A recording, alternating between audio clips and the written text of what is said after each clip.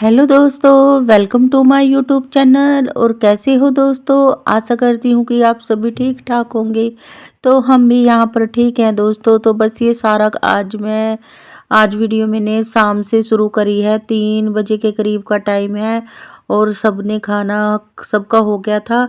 बस आप जो शाम वाली साफ सफाई मतलब शाम का भी ज़रूरी होता है, फिर इससे ही हमारा घर अगले दिन तक साफ सुथरा रहता है। बस सारे बर्तन बुर्तन मांजने के बाद जो शाम की झाड़ू वगैरह या घर को जो सारा इधर उधर फैला होगा सारा ये ठीक करूँगी। और कुछ मैं बात भी आपसे शेयर करूँगी कि अपने आप को हम कैसे खुश रख सकते हैं दोस्तों।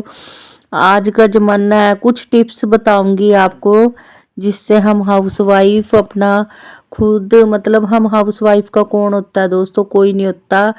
सब मतलब ज़्यादातर हाउसवाइफ के साथ यही होता है। कोई हमें समझने वाला नहीं होता, कोई कुछ नहीं समझता। इतना काम करने के बावजूद भी हमें क्या मिलता है कि तुम घर में करते क्या हो, जिसमें से जबकि हम सारा दिन सुबह से लेके शाम हो जाती है पर बिल्कुल भी मतलब फ्री तो बिल्कुल रह ही नहीं सकते। कुछ ना कुछ काम निकलता ही रहता है। और जिसके घर में छोटे बच्चे हैं उनके घर में तो कुछ ना कुछ एक काम खत्म हो तो दूसरा स्टार्ट। और कब रात हो जाती है, सुबह से लेके कब रात तक हो जाती है पता ही नहीं लगता। तो आओ दोस्तों, कुछ टिप्स मैं आपको बताती हूँ हाउस वाइफ के लिए, जिससे हम अपने आप को मतलब कई हाउस वाइफ होती है अपने अपने आप को अंदर ही अंदर मतलब अपने अंदर घुट घुट के जीती हैं और डिप्रेशन में भी चली जाती हैं कुछ लेडीज़ तो। और क्योंकि आज ज़्यादातर तो है ना सास ससुर, ये ज़्यादातर सास होती हैं, बहुत कम सास होती है जो बहुओं को अपनी बेटियों की तरह प्यार करती हैं। 100 में से बस 20% ही होंगी जो अपनी बहुओं को प्यार करती हैं, बाकी सब पराई समझती है, चाहे कितने उनके लिए कर लो। तो दोस्तों उनको उनको अभी हमारी ये ज़िंदगी होती है ना, तो ये हम खुद ही के ऊपर डिपेंड करती है कि हम ऐसे माहौल में भी खुद को कैसे एक्टिव और कैसे हम अपने आप को मतलब इस पॉजिटिव रखें।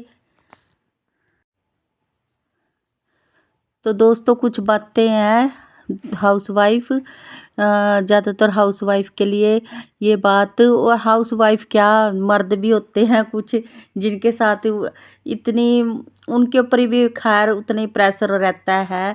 ये नहीं कि बेटियां बेटियां पराई होती है, बेटे भी बहुत पराए हो जाते हैं शादी के बाद। उनके बस वो बात नहीं रहती, माँ बाप कोई नहीं किसी का पूछता। तो दोस्तों सबसे पहले खुद से बातें करना सीखो। खुद से बातें करने का मतलब अगर अकेले में कभी भी अपने बारे में खुद समझो कि हम क्या है इस दुनिया में और हमारी क्या अहमियत है।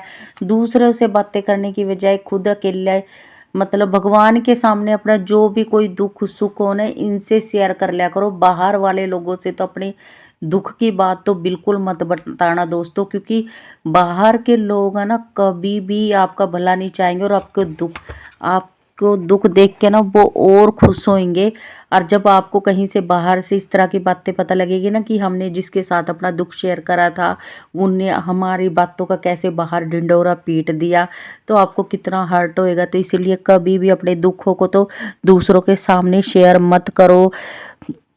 हमेशा जो भी अपने दिल की बात कहनी है ना प्रभु भगवान के सामने उनके आगे अपनी बात रखो और वो आपकी बातों को सुनेंगे भी ध्यान से। मतलब ये मेरा मानना है, क्योंकि जब भी मुझे कोई दुख होता है ना मैं बाहर के लोगों की बजाय मैं भगवान को अपना दुख समझा बोल देती हूँ और मेरी उस दुख का सब कसम से कहीं निवारण हो ही जाता है। और बाहर के लोगों को अगर आप बताओगे ना अपने कुछ भी बात, तो मतलब फिर आपको पता ही है रिजल्ट आपको खुद को पता लग ही जाता है। बाहर के लोगों से कभी भी बात शेयर करके देख लेना, चाहे अच्छी बात हो चाहे बुरी बात हो।